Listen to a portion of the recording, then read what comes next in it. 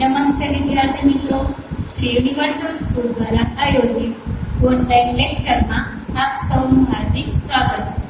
વિદ્યાર્થી મિત્રો, ધોરણ 5 માં આપણે યુનિટ 2 નો અભ્યાસ કરીએ છીએ. તો આજે લેક્ચર નંબર 2 માં એક નવો પ્રશ્ન શીખવાનો છે. આ જે પ્રશ્ન છે એ તમારી આઈડિયલ બુકમાં છે. પહેલા આપણે પ્રશ્નની સૂચના જોઈએ. ચિત્રના આધારે પ્રશ્નોના જવાબ લખો. આ પ્રશ્નમાં તમને ઓપ્શન પણ આપેલા હશે, ચિત્ર પણ આપેલું હશે. એ બંને વસ્તુને ધ્યાનમાં રાખીને તમારે જવાબ લખવાના છે. તો પહેલા આમાં તમે જો તમને બોટવાળો પ્રશ્ન આપેલો છે, બીજો પણ બોટવાળો છે અને ત્રીજો વેરવાળો છે. તો આ જે દરેક પ્રશ્ન છે એના જવાબ લખવાની રીત આપણે ડિટેલ સ્ટેપ 4 માં શીખી ગયા છીએ, એટલે તમને આવડતું જશે. બરાબર?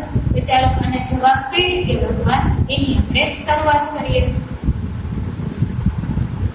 તો પહેલો ક્વેશ્ચન છે, વોટ ઇઝ ઇટ? ચિત્રમાં તમને શું આપેલું છે? ખુરશીની નીચે બોટલ. ચિત્રની અંદર ખુરશીની નીચે બોટલ એવું ચિત્ર આપેલું છે. તો હવે એ ચિત્રને તમારે નજર સામે રાખીને આ પ્રશ્નના જવાબ લખવાના છે. આઈડિયલ બુકનો જ પ્રશ્ન છે એટલે તમને ચિત્ર આઈડિયલ બુકમાંથી તમારે જોઈ લેવું. તો હવે જુઓ, વોટવાળો પ્રશ્ન છે. આપણે જવાબની શરૂઆત ક્યાંથી કરશું? છેલ્લેથી. કારણ કે પહેલા પ્રશ્નમાં આપણે ચિત્રની ઓળખ આપવાની છે. તો વોટ ઇઝ ઇટ? તો જવાબની શરૂઆત આપણે છેલ્લેથી કરીએ. તો જે આ ઇટ છે એ ક્યાં આવી જશે? પહેલા, પછી આવશે ઉભીનું ઇઝ. હવે ઓપ્શનમાં જોઈએ બોટલ અને ગ્લાસ. ચિત્રમાં આપણને બે વસ્તુનું ચિત્ર આપેલું છે. કઈ? તો એક ખુરશી છે અને એક બોટલ છે. તો અહીંયા આપણને બોટલ અને ગ્લાસ તો ચિત્રમાં છે નહીં, એટલે આપણો આ આન્સર આવશે નહીં. આન્સર કયો આવશે? બોટલ. પણ કેટલી બોટલ છે? એક જ બોટલ છે અને એક જ વસ્તુ હોય તો આપણે શું કરશું? વસ્તુના નામની આગળ આર્ટિકલ લગાડીએ. તો ઇટ ઇઝ અ બોટલ. એક જ વસ્તુ છે એટલે આર્ટિકલ. તો what is it? It is a bottle. તે એક બોટલ છે. ત્યાર પછીનો પ્રશ્ન, વોટ કલર ઇઝ ઇટ? પ્રશ્ન તમને વોટ વાળો જ આપેલો છે. તમારે શું કહેવાનું છે? એનો કલર કહેવાનો છે. કોનો કલર? તો કે જે આગળના પ્રશ્નમાં તમે જે વસ્તુનું નામ લખ્યું એ વસ્તુનો કલર કહેવાનો છે. તો અહીંયા જે બોટલ છે એ સફેદ કલરની બોટલ છે. કેવા કલરની? સફેદ કલર. તો ચાલો એનો જવાબ લખીએ. વોટ વાળો પ્રશ્ન છે, જવાબની શરૂઆત આપણે છેલ્લાથી જ કરશું. તો પહેલા ઇટ ને આગળ લઈ લઈએ, પછી આવશે ઇઝ. હવે વ્હાઈટ કલર, આપણે વસ્તુ એક હોય તો આગળ આર્ટિકલ લગાડીએ. તો અહીંયા લખશું વ્હાઈટ. તો જો કલરના નામની આગળ આપણે આર્ટિકલ લગાડીએ તો આપણો જવાબ કેવો ગણાય? ખોટો ગણાય. કારણ કે આર્ટિકલ ફક્ત વસ્તુના નામની આગળ લાગે, કલરના નામની આગળ આર્ટિકલ લાગે નહીં. તો આપણો જવાબ ફક્ત આટલો જ આવશે, ઇટ ઇઝ વ્હાઈટ. એટલે તે સફેદ કલરની છે. ત્યાર પછીનો પ્રશ્નમાં પૂછ્યું છે વેર ઇઝ ઇટ? પ્રશ્ન શેનાથી પૂછ્યો? વેર. વેરથી પ્રશ્ન પૂછે એટલે જવાબમાં શું આવશે? વસ્તુની જગ્યા. તો હવે આપણે જગ્યા કોની કહેવાની છે? તો કે પહેલા પ્રશ્નમાં આપણને કઈ વસ્તુનું નામ પૂછેલું હતું? બોટલનું પૂછેલું હતું. તો આપણે જગ્યા પણ કોની કહેવાની છે? બોટલની. તો ચિત્રની અંદર જોઈએ તો બોટલ આપણને ક્યાં દેખાય છે? ખુરશીની નીચે. તો ચાલો જવાબ લખીએ. Where is it? આ પ્રશ્નનો પણ જવાબની શરૂઆત છેલ્લેથી આપણે ઇટને આગળ લઈ લેશું, પછી આવશે ઇઝ. હવે ખુરશીની નીચે. ઇટ છે એ કોના માટે વાપરેલું છે? બોટલ માટે. આપણને ખબર જ છે કોઈ પણ વસ્તુ જો એક વખત નામ આવી છે અને એની વસ્તુની વાત આપી હોય તે નામની જગ્યાએ આપણે શેનો ઉપયોગ કરીએ છીએ? સર્વનામ. તો અહીંયા બોટલ માટે આપણે સર્વનામ તરીકે કોને લીધું છે? ઇટને. તો કા નામ લખવાનું અને કા સર્વનામ, બેમાંથી એક. તો અહીંયા આપણે સર્વનામ લખેલું છે એટલે નામ લખશું નહીં. It is. હવે એની જગ્યા ખુરશીની નીચે. તો નીચે છે એને શું કહેવાય? અંડર. અને ખુરશી હોય એને ધ. તો તો આપણને બે વર્ડ મળ્યા અંડર અને ચેર. તો આપણો જવાબ શું બનશે? અંડર, પછી આવશે ધ ચેર. આ વેરવાળા પ્રશ્ન છે એ આપણે લેક્ચર સ્ટેપ 4 માં આપણે વિગતવાર સમજૂતી મેળવી લીધી. બરાબર? હજી તમને આમાં કઈ ડાઉટ હોય તો તમારે લેક્ચર સ્ટેપ 4 ના લેક્ચર એક વખત જોઈ લેવાનું. તો it is under the chair એટલે તે ખુરશીની નીચે છે. તો આપણો પહેલો પ્રશ્ન ક્લિયર. ત્યાર પછી બીજો પ્રશ્ન, એમાં પણ આપણને 3 પ્રશ્ન આપેલા છે. તો પહેલો જોઈએ, વોટ ઇઝ ઇટ? ચિત્રમાં વસ્તુ ઓપ્શન આપણને બે છે, ટ્રી અને બોય. તો ચિત્રમાં જોવો જોઈએ, ટ્રી એટલે વૃક્ષ અને બોય એટલે છોકરો. ચિત્રમાં આપણને બે વસ્તુ આપેલી છે. વૃક્ષની બાજુમાં ઘર એટલે એક વૃક્ષનું ચિત્ર છે, એક ઘરનું ચિત્ર છે. તો વોટ ઇઝ ઇટ? જવાબની શરૂઆત આપણે છેલ્લેથી કરીએ. તો પહેલા લેશું ઇટ, પછી આવશે ઇઝ.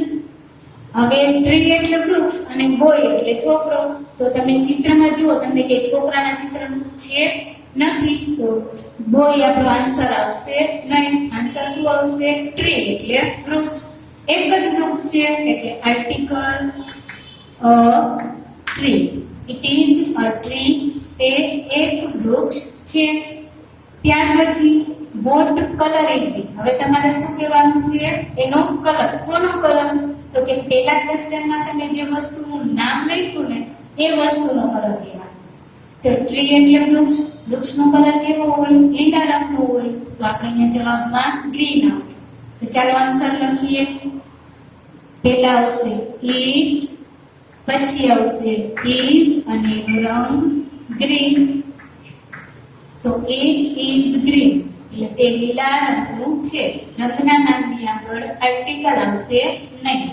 ત્યાર પછીનો પ્રશ્ન, વેર ઇઝ ઇટ? પ્રશ્ન વેર થી પૂછ્યો એટલે જગ્યા લેવાની છે.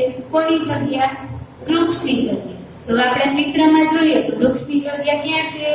ઘરની બાજુમાં. તો ચાલો આન્સર લખીએ. તો વૃક્ષ માટે સર્વનામ તરીકે આપણે ઇટ લેશું, અથવા વેરવાળો પ્રશ્ન છે. આ દરેક પ્રશ્નના જવાબની શરૂઆત તમારે છેલ્લેથી. તો છેલ્લે જે ઇટ હતો એને આપણે આગળ લીધો. પછી આવશે ઇઝ.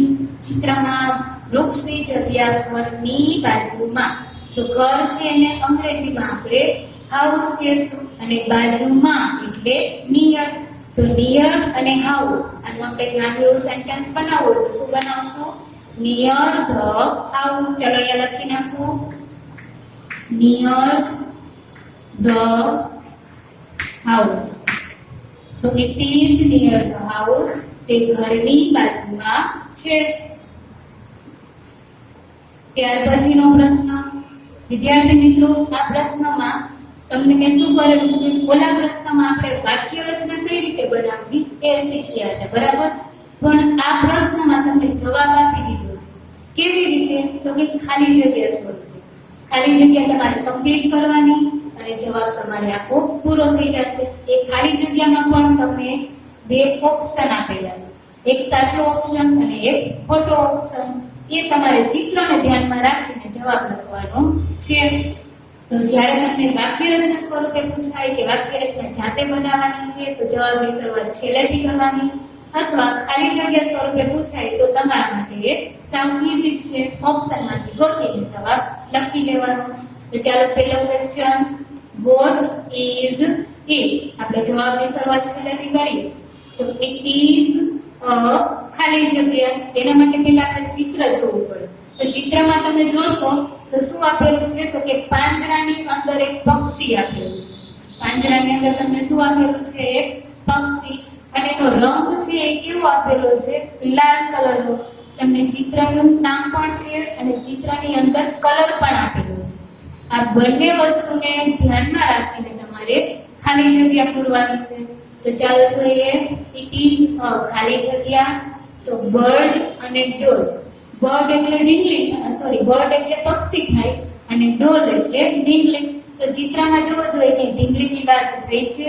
આપણને બે વસ્તુ આપી છે, પાંજરું અને પક્ષી. કેમ ડીંગલી આપેલી નથી. તો આપણે ડોલ પર ચોપડી અને આપણો સાચો જવાબ શું આવશે? બર્ડ. તો ઇટ ઇઝ અ બર્ડ. તે એક પક્ષી છે. ત્યાર પછી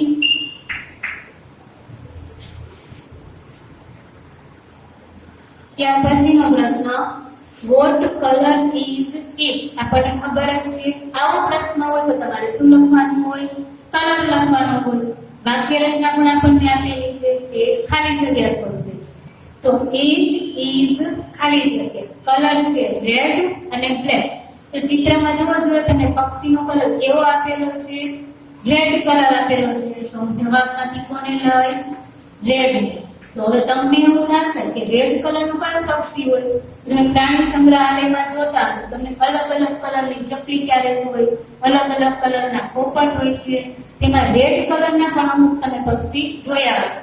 અને જ્યારે પ્રાણી સંગ્રહાલયમાં જોવા માટે જાઓ ત્યારે એક વખત ફરીથી આ જોઈ લેજો એટલે તમને ખબર પડે કે રેડ કલરનું પક્ષી પણ હોય છે. ત્યાર પછી વેર ઇઝ ઇટ? પ્રશ્ન તમને વેર થી પૂછ્યો છે. જગ્યા કહેવાની છે. કોની જગ્યા? પક્ષીની જગ્યા. તો પક્ષીની જગ્યા ક્યાં છે? પાંજરાની અંદર. તો ઇટ ઇઝ ખાલી જગ્યા ધ કેજ. ઇટ એટલે તે, ઇઝ એટલે છે અને કેજ એટલે પાંજરું. તો પાંજરાની અંદર એમ આપણે કેવું હોય તો ઓપ્શનમાંથી ઇન લઈએ કે આઉટ? ઇન એટલે અંદર થાય અને આઉટ એટલે બહાર. તે પાંજરાની અંદર છે તો આપણો જવાબ કોણ આવશે? ઇન. તો it is in the cage એટલે તે પાંજરાની અંદર છે. ત્યાર પછીનો પ્રશ્ન, વોટ ઇઝ ઇટ? હવે આ નવો ક્વેશ્ચન છે. એના માટે પહેલા ચિત્ર જુઓ. ટેબલ ઉપર ઢીંગલી અને એનો રંગ છે પીળો. કે ચિત્રમાં બે વસ્તુ, ટેબલ અને ઢીંગલી. તો ચાલો જોઈએ. ઇટ ઇઝ અ ખાલી જગ્યા. ઓપ્શનમાં છે ડોલ અને બોય. તો ડોલ એટલે ઢીંગલી છે અને બોય એટલે છોકરો. તો ચિત્રમાં તમને છોકરાનું ચિત્ર તો ક્યાંય જોવા નથી મળતું એટલે બોય તો આવશે નહીં. તો જવાબ કોણ આવશે? ડોલ. તો ચાલો અહીંયા લખો ડોલ. ઇટ ઇઝ અ ડોલ. ત્યાં એક ઢીંગલી છે. ત્યાર પછી વોટ કલર ઇઝ ઇટ? હવે તમારે શું કહેવાનું છે? એનો કલર કહેવાનો છે. કોનો કલર? ઢીંગલીનો કલર. ચિત્રમાં આપણને પહેલેથી જ કહ્યું છે ઢીંગલીનો રંગ કેવો છે? પીળા કલરનો. તો ચાલો જવાબ ઇટ ઇઝ ખાલી જગ્યા. ચિત્રમાં છે ઓપ્શનમાં છે યલો અને બ્લુ. યલો એટલે પીળો અને બ્લુ એટલે ભૂરો. તો ઢીંગલીનો રંગ પીળો છે એટલે આપણે આન્સરમાં લખશું યલો. તો ચાલો લખીએ. It is yellow. તે પીળા રંગની છે. Where is it? તે ક્યાં છે? વ્યક્તિ પ્રશ્ન પૂછો. જગ્યા, ખાલી જગ્યા પૂરવાની છે. ઇટ ઇઝ ખાલી જગ્યા ધ ટેબલ. તો પેલા ચિત્રમાં જુઓ જોઈએ ઢીંગલીની જગ્યા ક્યાં છે? ટેબલની ઉપર. તો ઇટ ઇઝ ખાલી જગ્યા ધ ટેબલ. તમને ટેબલ તો આપેલું જ છે. તે ટેબલની ખાલી જગ્યા બાજુ છે. તો ઉપર છે તો એના માટે પ્રિપોઝિશન નિયર આવશે કે ઓન? તો ચાલો નિયર એટલે શું થાય? બાજુમાં અથવા પાસે. અને ઓન એટલે ઉપર. તો ટેબલની ઉપર છે તો આપણે જવાબમાં લખવાનું રહેશે ઓન. તો it is on the table. તે ટેબલની ઉપર છે. તો વિદ્યાર્થી મિત્રો, જ્યારે તમને પરીક્ષામાં આવા પ્રશ્ન પૂછાય તો તમારે જવાબ લખતી વખતે ચિત્રની સાથે સાથે ઓપ્શનને પણ ધ્યાનમાં રાખવાનું. અને બીજી એક વસ્તુ, ઘણી વખત ઘણા સ્ટુડન્ટ છે એ ઓપ્શનમાંથી જોઈને પણ સ્પેલિંગ ખોટો લખે. તમને એમ થાય મારો જવાબ તો સાચો જ છે, અહીંયા મેં ડોલ લખેલું છે તો તમે ડોલ જ લખેલું હોય, પણ ડોલનો સ્પેલિંગ તમે DOLL ની જગ્યાએ સ્પેલિંગ ચેન્જ કરી નાખો. મતલબ કે અહીંયા ડબલ એલ છે એની જગ્યાએ તમે એક જ એલ કરો તો તમારો સ્પેલિંગ કેવો ગણાય? ખોટો. તો સ્પેલિંગ ખોટો હોય તો તમારો જવાબ પણ ખોટો. તમારો જવાબ પણ સાચો હોવો જોઈએ પ્લસ એની સાથે સ્પેલિંગ પણ સાચું હોવું જોઈએ. તો જ તમને ખાલી જગ્યાના અથવા પ્રશ્નના પૂરા માર્ક્સ મળે. આ પ્રશ્નમાં આપણે વાક્ય રચના કેવી રીતે બનાવી એ પણ શીખ્યા. અને વાક્ય રચના જો તમને ખાલી જગ્યા સ્વરૂપે આપેલી હોય તો એના આન્સર કઈ રીતે લખવા એ પણ શીખ્યા. તો તમારે ઘરે એક વખત પ્રેક્ટિસ કરી લે. બરાબર વિદ્યાર્થી મિત્રો, હવે આપણે આઈડિયલ ના વોટ અને વેર વાળા પ્રશ્ન શીખ્યા બાદ હવે એક આપણે યુનિટમાં સ્ટોરી આવે છે. સ્ટોરી તો નથી પણ એક ચિત્રવાળી વાર્તા છે. એ વાર્તાની સમજૂતી મેળવવાની છે. એ વાર્તાનું નામ શું છે? A lovely fair. લવલી એટલે સુંદર અને ફેર એટલે શું થશે? મેળો. તો એક સુંદર મેળો, મેળા વિશેનો પાઠ છે. તો એ પાઠ આપણે કેવી રીતે સમજશું? તો તમારે જે મોબાઈલની સ્ક્રીન છે એના ઉપર આપણા પાઠ્ય પુસ્તકનું પેજ આવશે. એ પેજ ઉપરથી હું તમને એના વિશેની સમજૂતી આપીશ ગુજરાતી અનુવાદ સાથે. બરાબર? તો ચાલો હવે આપણે આ લવલી ફેર, એક સુંદર મેળો એ પાઠની સમજૂતી મેળવીએ. વિદ્યાર્થી મિત્રો, તમે તમારી મોબાઈલની સ્ક્રીન પર પુસ્તકનું પેજ જોઈ શકો છો. કદાચ તમને તમારા મોબાઈલ પર વ્યવસ્થિત પેજ ન દેખાય તો આ આખો પાઠ તમને તમારી પાઠ્યપુસ્તકની અંદર આપેલો છે. એમાં પેજ નંબર છે 38. તો તમે એમાંથી પણ આ પાઠને સમજી શકો છો. બરાબર? તો ચાલો સમજવાની શરૂઆત કરીએ. અ લવલી ફેર એટલે એક સુંદર મેળો. Bakshipur is a small village. Bakshipur નામ છે, સ્મોલ વિલેજ એટલે નાનકડું ગામ. બક્ષીપુર એ એક નાનકડું ગામડું છે. There is a fair in the village today. ફેર એટલે મેળો, વિલેજ એટલે ગામડું, ટુડે એટલે આજે. તો આજે ત્યાં એક સરસ મજાનો મેળો ભરાયો છે. It is on the river bank. તમને ખબર હશે નદી છે એને અંગ્રેજીમાં રિવર કહેવાય અને જે નદીનો કિનારો હોય એને ઇંગ્લિશમાં બેંક કહેવાય. તો રિવર બેંક એટલે નદી કિનારો. તો એ મેળો છે એ કઈ જગ્યાએ ભરાયો હતો? તો કે ગામડામાં એક નદી છે, એ નદી કિનારે આ મેળાનું આયોજન કરવામાં આવેલું હતું. Men, women and children are in the fair. એ મેળામાં કોણ કોણ છે?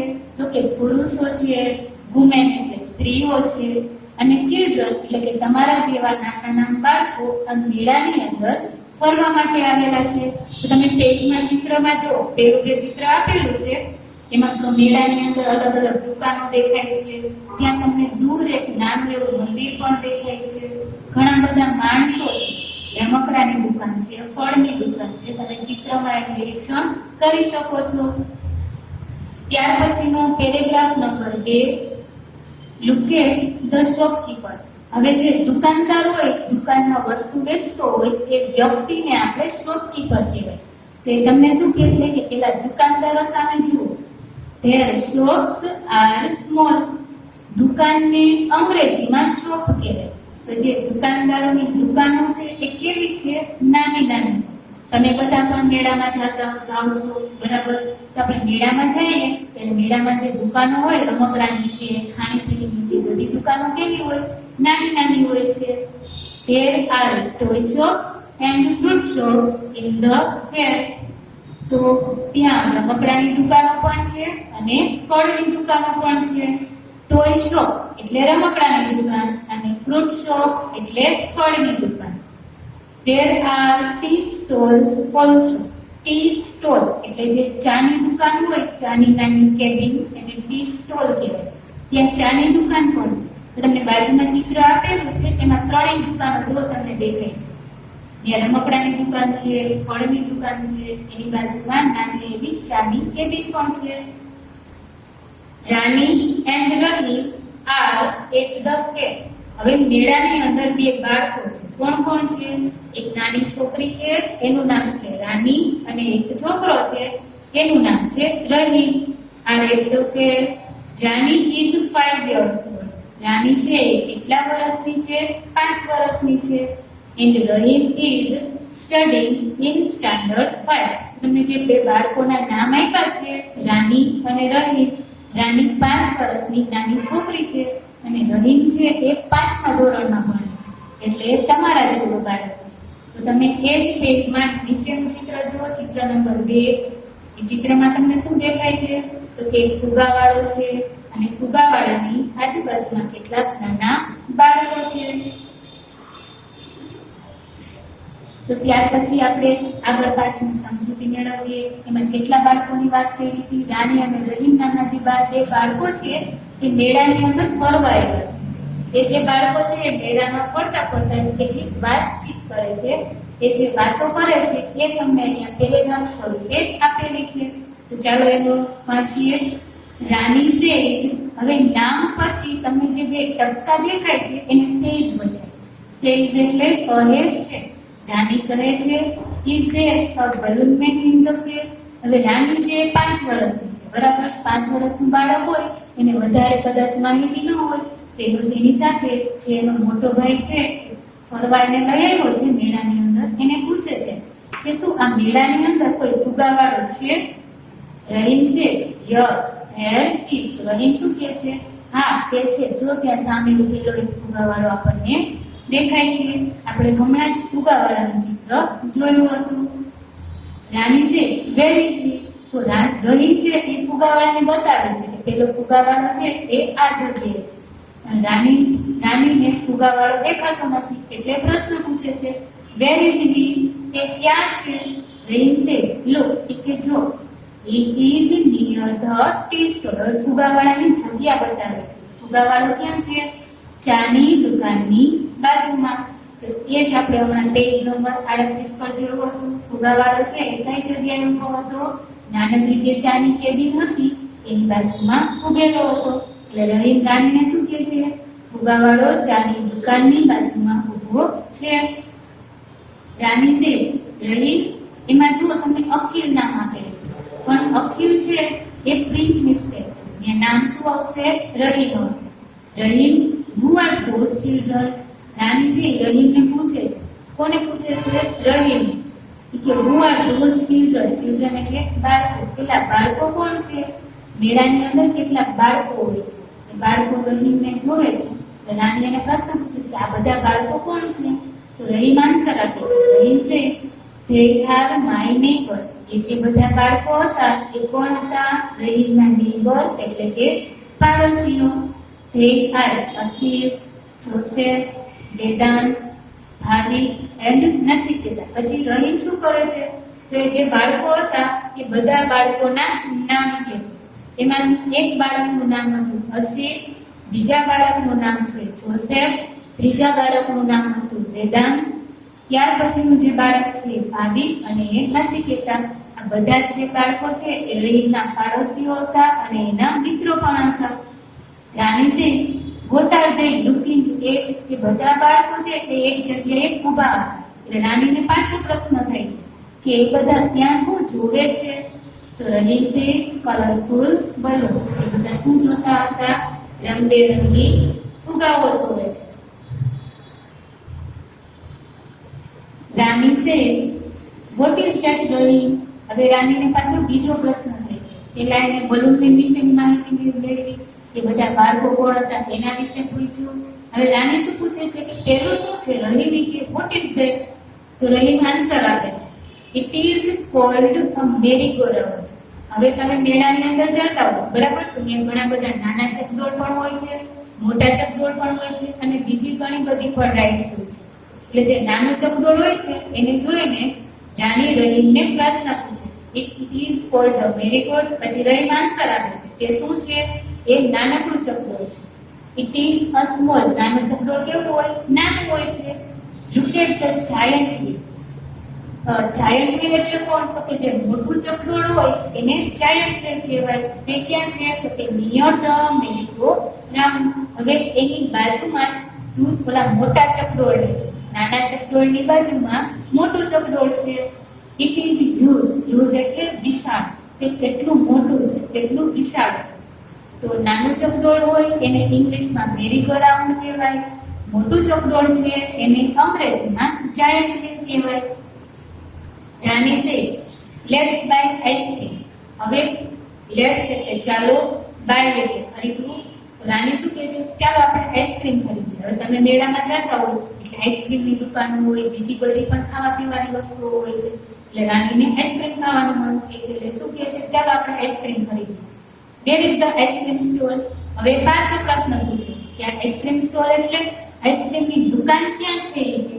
તો તો રહીમ પાછો જવાબ આપે છે, it is under that tree near the giant hill. કઈ જગ્યાએ હતી?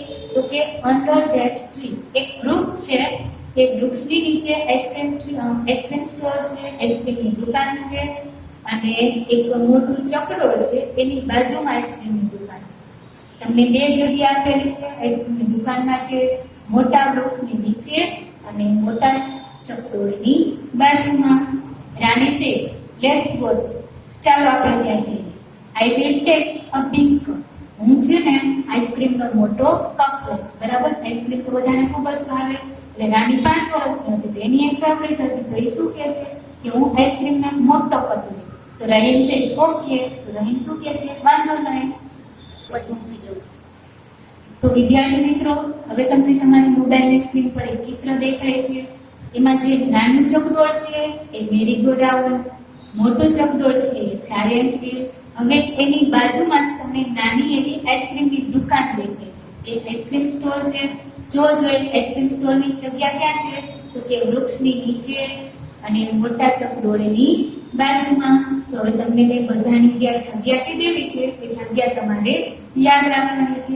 એમાં તમે ઘણા બધા માણસો પણ જોઈ શકો છો, જે ચકડોળમાં બેસીને આનંદ લેતા હોય તેવા માણસો પણ છે, અને જે બીજા બધા માણસો કે જે ચકડોળમાં બેસવાની રાહ જોઈ રહ્યા છે. તમે પણ આવી રીતે ચકડોળમાં બેસીને મેળાનો આનંદ લીધો હશે. ત્યાર પછી જો Rani says, who is that man. હવે રાનીને પ્રશ્ન થાય છે કે પેલો માણસ કોણ છે? તો રહીમ જવાબ આપે છે કે હી ઇઝ જગલર. જગલર એટલે કોણ? તો કે જાદુગર, કે જે જાદુના ખેલ બતાવતો હોય. તમે ચિત્રમાં પણ જોઈ શકો છો, એક માણસ છે, એની પાસે ટેબલ પર ઘણી બધી વસ્તુઓ પડેલી છે, અને ખાલી બોક્સ બતાવતો હોય એવું આપણને ચિત્ર દેખાઈ રહ્યું છે. અને બીજા માણસો છે એ જાદુના ખેલ બતાવે છે એને જોઈ રહ્યા છે. તો જાદુગર છે એને અંગ્રેજીમાં આપણે જગલર કહેશું. તો રહીમ જવાબ આપે છે તે એક જાદુગર છે. That is a box in his hand. હવે શું કે છે? તો કે જાદુગર છે એના હાથમાં બોક્સ છે. તમે ચિત્રમાં પણ જોઈ શકો છો, જે જાદુગર છે એના એક હાથમાં તમને બોક્સ દેખાઈ રહ્યું છે. It is empty. Empty એટલે શું થાય? તો કે ખાલી. હવે એના હાથમાં જે બોક્સ છે એ કેવું છે? ખાલી છે, એની અંદર એક પણ વસ્તુ છે નહીં. There are balls near him. જાદુગરની બાજુમાં જ તમને દડાઓ દેખાય છે. એ દડાઓ ક્યાં છે? ટેબલની ઉપર પડેલા છે. Bottles are on the table. હવે એના ટેબલની ઉપર તમને બોટલ્સ પણ પડેલી દેખાય છે. તો ચિત્રમાં આપણને કેટલી વસ્તુ જાણવા મળી? તો એક જાદુગર છે, જાદુગરના હાથમાં એક ખાલી બોક્સ છે, એની બાજુમાં કેટલાક દડાઓ પડેલા છે, અને ટેબલની ઉપર કેટલીક બોટલો પડેલી છે. આ દરેક વસ્તુનો ઉપયોગ કરીને એ જાદુના ખેલ બતાવે છે અને માણસોને બતાવે છે. હવે વિદ્યાર્થી મિત્રો જુઓ જોઈએ, તમને એક ચિત્ર દેખાય છે. એ ચિત્રમાં શું દેખાય છે? તો કે બે બાજુ લાકડીઓ બાંધેલી છે, અને લાકડીની વચ્ચે એક દોરી બાંધેલી છે. એ દોરી ઉપર એક છોકરી હાથમાં લાકડી લઈને ચાલે છે. ઘણા બધા માણસો છે એને જોવે છે અને તાળીઓ દ્વારા એનું એ જે ખેલ બતાવે છે એ બધાને ગમે છે એટલે એનો આનંદ વ્યક્ત કરે છે. હવે નીચે એક ભાઈ ઉભા છે. એ ભાઈના હાથમાં શું છે? ઢોલક છે, અને એ ઢોલક વગાડે છે. તો આ કોણ છે? તો કે બજાણિયા છે, જે આવી રીતે ખેલ બતાવતા હોય છે.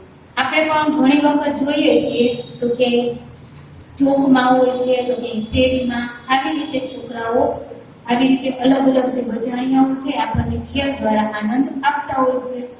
તો હવે રાની પાછળ રાનીને આ બધી વસ્તુ જોઈને આશ્ચર્ય થાય છે, એટલે પ્રશ્ન પૂછે છે.